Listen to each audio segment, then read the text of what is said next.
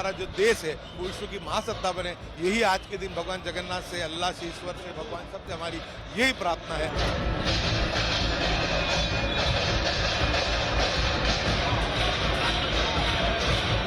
ये नज़ारा है अहमदाबाद की जगन्नाथ रथ यात्रा का।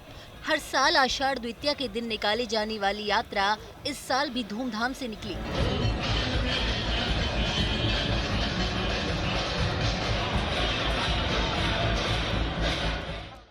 भगवान जगन्नाथ की रथ यात्रा अहमदाबाद के हिंदू और मुस्लिम दोनों ही इलाकों से होकर निकलती है।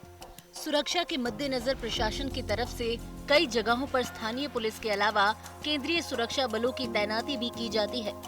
रथ यात्रा के दौरान सुरक्षा में 18,000 से ज्यादा पुलिसकर्मी अलग अलग जगहों पर तैनात किए जाते हैं, जबकि रथ यात्रा के साथ 4,500 से ज्यादा पुलिसकर्मी चलते हैं।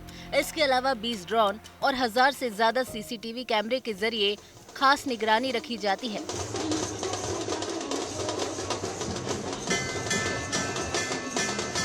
साफ है कि मामला संवेदनशील है। हालांकि कोशिश यही रहती है कि रथ यात्रा के दौरान हिंदू और मुस्लिम की एकता का संदेश भी दिया जाए। रथ यात्रा जब संवेदनशील माने जाने वाले रंगोली चौक पहुंचती है, तब हिंदू और मुस्लिम समुदाय के लोग, स्थानीय विधायक और जगन्नाथ मंदिर के महंत एक साथ यहाँ मौजूद होकर रथ यात्रा का स्वागत करते हैं। इसके अलावा शांति के प्रतीक माने जाने वाले सफेद कबूतरों को आसमान में मुक्त किया जाता है, जिसके बाद रथ यात्रा आगे बढ़कर मंदिर की तरफ प्रस्थान करती है।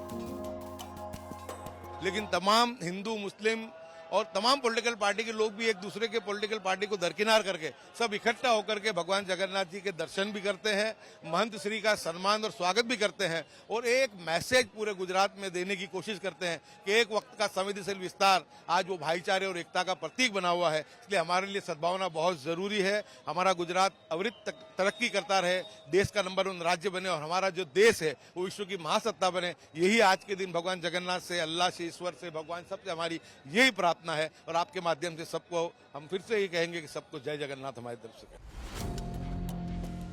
हालांकि अब कई साल से रथ यात्रा में कोई विघ्न नहीं आया है, लेकिन 1980 के दशक में एक वक्त ऐसा भी आया था जब गुजरात के मुख्यमंत्री अमर सिंह चौधरी ने रथ यात्रा पर इसलिए पाबंदी लगा दी थी कि कहीं दंगे ना भड़क जाएं। उस वक्त नरेंद्र मोदी बीजेपी में नहीं थे और आरएसएस के प्रचारक के रूप में ही काम कर रहे थे। इसी दौरान नरेंद्र मोदी ने कर्फ्यू के बीच अपनी रणनीति से रथ यात्रा निकलवा दी। कहा जाता है कि इसके बाद अमर सिंह चौधरी को आंतरिक रूप से जांच बिठानी पड़ी कि कर्फ्यू के बावजूद यात्रा कैसे निकली और नरेंद्र मोदी हैं कौन। ये स्वयंभू यात्रा इसको लोग कहते हैं। बिल्कुल, आपने लिखा भी है। हाँ, स्वयंभू। हमने पूछा ये क्या होता है, तो उन्होंने बताया कि उसमें हुआ ये था कि ये अमर सिंह चौधरी चीफ मिनिस्टर थे और उन्होंने यात्रा बैन कर दिया। तो जब यात्रा बैन हुआ तो फिर बाद में अगले दिन सुबह पूरे मिल्क बूथ्स पे, उस समय मिल्क बूथ्स होते थे जिसमें लोग सुबह जाते थे दूध लेने, वहाँ पे पोस्टर लगा हुआ था कि यात्रा निकलेगी। लोगों के समझ में नहीं आया कि ये तो कैसे यात्रा बैन हो गया था तो निकलेगी कैसे, पर भीड़ पहुँच गई।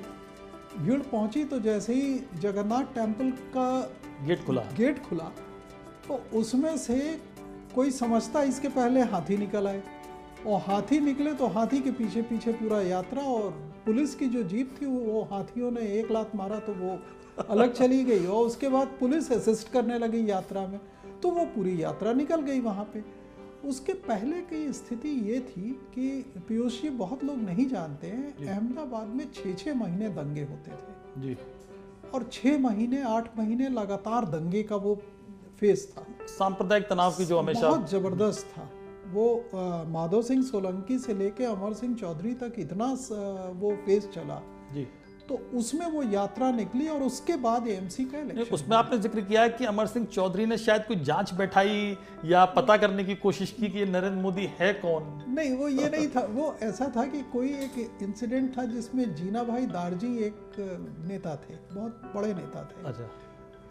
तो उन्होंने केशव भाई से कहा कि भाई ये आपके यहाँ नरेंद्र मोदी कौन है, ज़रा हम उनसे चाहते हैं मिलना। अच्छा। तो किसी एक फंक्शन में ये थे तो केशव भाई उनको लेके गए और उन्होंने कहा कि ये हैं जिनको आप ढूंढ रहे थे। तो फिर वो इनसे अलग से जाके बात करने लगे। पर ये जरूर था कि उस समय तक इनका नाम नहीं था, बिल्कुल। और आज तक एक्नॉलेजमेंट के तौर पे ये नहीं मालूम है कि इनका रोल क्या था उसमें। मतलब नरेंद्र मोदी जी से पूछा जाना चाहिए था कि आपका, अब पूछा जाना चाहिए कि आपका क्या रोल था। कोई अगर आप लोग को कोई मौका कभी मिले तो इंटरव्यू हो किसी की, कोई करे। नरेंद्र मोदी के इस कारनामे ने अचानक अहमदाबाद के बड़े वर्ग में उन्हें बहुत प्रिय बना दिया था, क्योंकि कहा जाता है कि वो यात्रा स्वयंभू थी और वैसी यात्रा कभी नहीं निकली। चुनाव आज तक।